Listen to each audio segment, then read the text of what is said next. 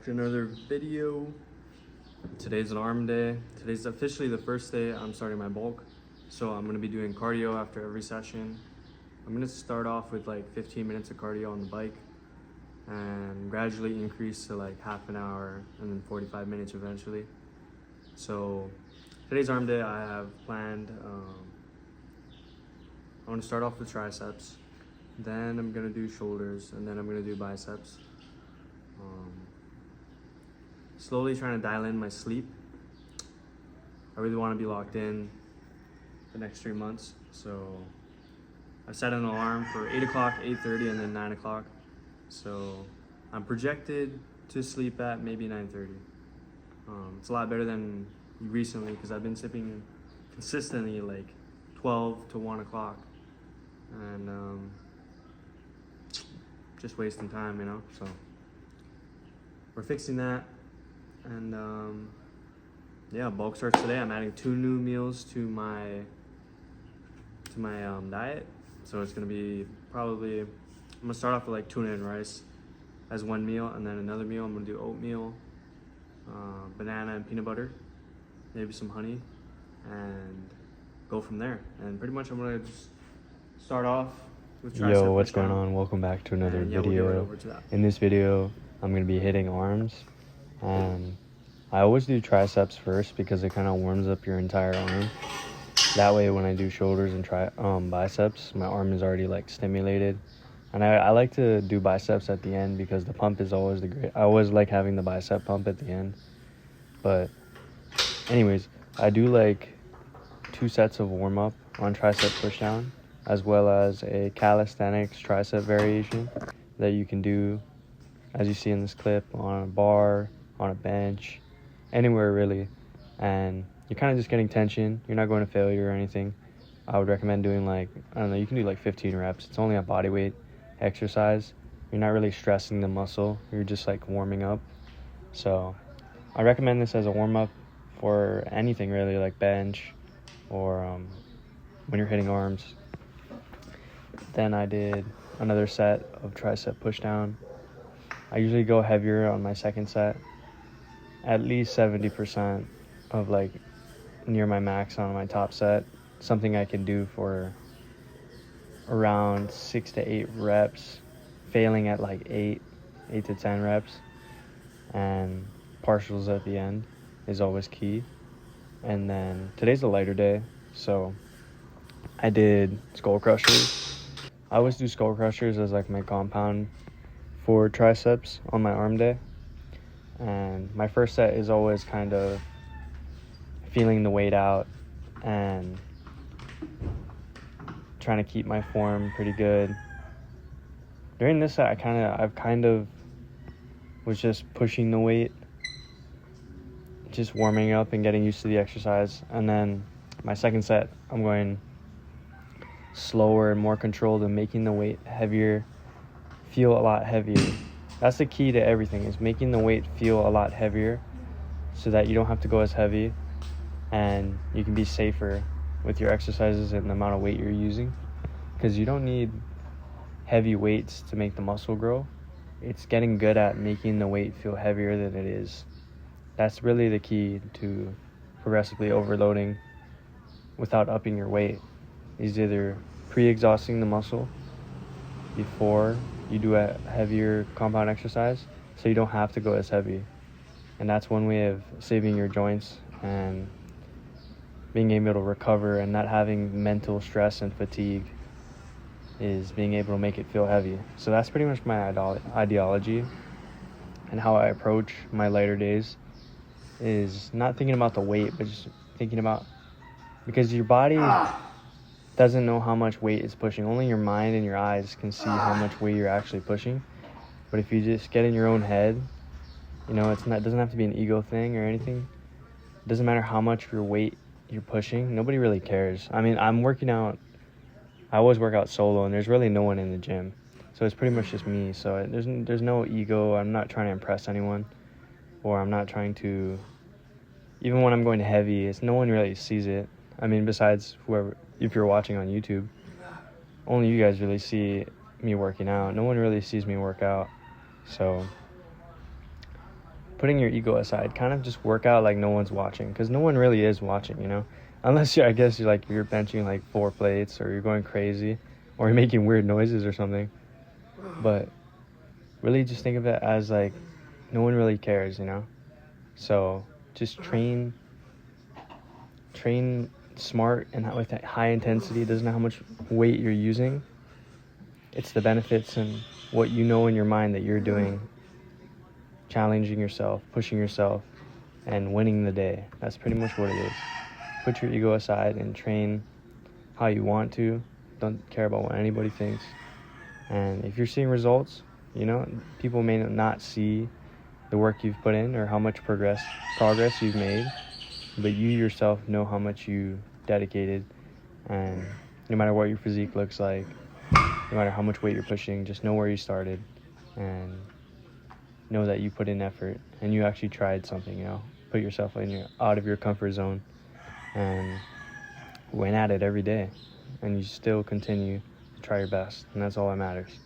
So if you take away anything from these training videos, or you admire determination, discipline, just know that I'm a human being too, and I'm self-conscious, and I have days I don't feel good.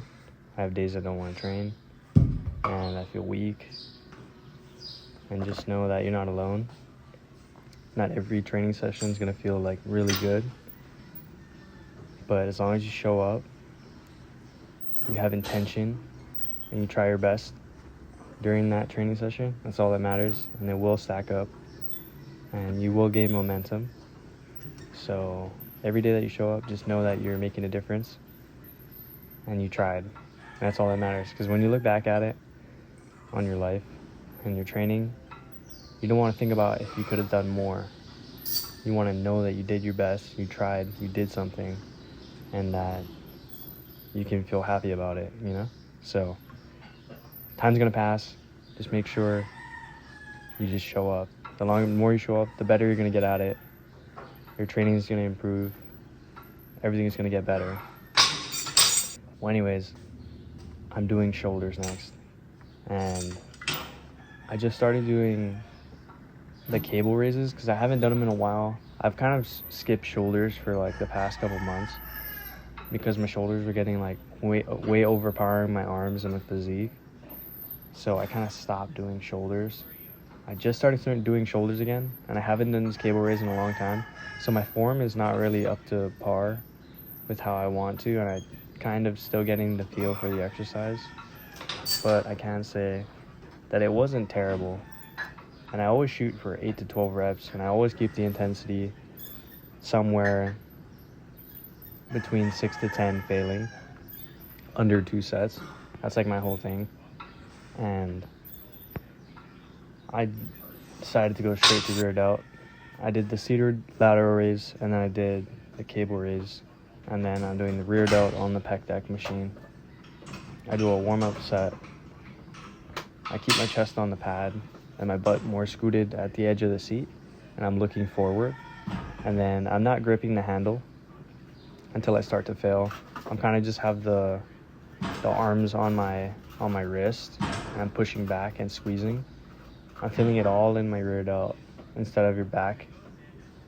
And you can even use that exercise as a back exercise, as I have done in a previous video, but I'm targeting rear delt today, so I'm just trying to maximize the overall shoulder strength, because if you only work out the front of your shoulder and the side of your shoulder, you're prone to injury. You want to make sure that you're doing at least 1 to 2 exercises on each part of the muscle, because you don't want to have imbalances, because that's what causes people to have injuries. Like on bench or their back, it's either their lower back is underdeveloped or their back compared to their chest is underdeveloped. In order to improve your bench, you need to work out your back and all the other muscles that are connected, right? Everything has to be like equal or close to the strength of each thing, or else you're going to get injured. As you see, many people get injured, and they have a lot of injuries, or they'll be like, oh, I have a back injury, or I have a leg injury, or all these injuries, and like you'd think like maybe they were just training super hard, but they're training dumb, you know? If you have a really bad injury, it's probably because you're not training optimally, or I mean a freak accident, of course. And you can recover from an injury, but it's really not worth it. Just make sure that you have, if you see a muscle or you see something that is underdeveloped, make sure to go harder on that day, or train not as hard on another exercise or something like that, you know? Just make sure your muscles are kind of even. I went straight to biceps. I always do 2 sets, 6 to 8. And this machine curl is a good exercise, I would say, for a beginner or for someone who's scared to tear their bicep, because this makes it a lot harder to do so because it's in such a controlled position, and you can pretty much cheat curl this a lot easier than with a dumbbell. And it equals out your muscles, because when you do dumbbells and free weights, your muscles are kind of uneven, but when you do machines, it kind of evens everything out. So the imbalances you have can be evened out doing machines, and that's pretty much what machines are good for. And they're safe, so do them. If you don't have good form on a lot of dumbbell or free weight exercises, start off with machines and everything. That's why you see a lot of older people, they do machines and stuff, because it's a lot more safe, but the muscle growth and everything, mind to muscle connection, is a lot better when you do free weights, and your growth overall is a lot better because you're using all those stability muscles, and the exercise is a lot harder when you do free weights, and that's for a good reason. It's more like, I feel like, I don't want to say isolating. Okay, I'm not even gonna make that claim, but you get what I'm saying. And you know if you work out that free weights are a lot harder and not as safe as machines. That's pretty much my point. But the more risk, usually the more reward. So that's kind of like how you can see squats gives you the most benefit, but they're pretty dangerous, as well as deadlift. And even bench is dangerous for your shoulders and your pec. But it has always been the norm. I mean, it's always been that exercise that you think of when you want to grow your chest. And it's the foundation for everything. All these other exercises and everything, accessories, are all based off of bench, squat, and deadlift, and calisthenics. But I decided to do calisthenics right at the end. And I even did a weighted chin-up variation, because once you get to a certain point of strength, you can really do like 20-30 reps, and that's not really ideally for muscle growth. So unless you're doing legs or something like that. But yeah, if you're doing your upper body, like a back exercise or arms, this is a great compound.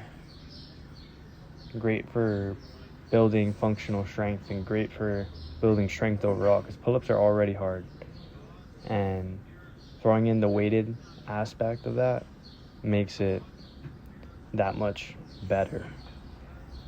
If you see those gymnasts, or you see those people with big biceps, they're hanging on that bar, they're doing pull-ups and chin-ups all the time. So it definitely isn't a bad exercise. As you can see, the evidence. Even though my arms are kind of weak, I think it's because of my bicep form. Kind of keeping, when you hold the dumbbell in your hand, having the weight be more on your I think, I'm trying to say it, your pinky on that side. When you curl it, and you curl it inwards like that, is probably the best. Thanks for watching the video, and peace out.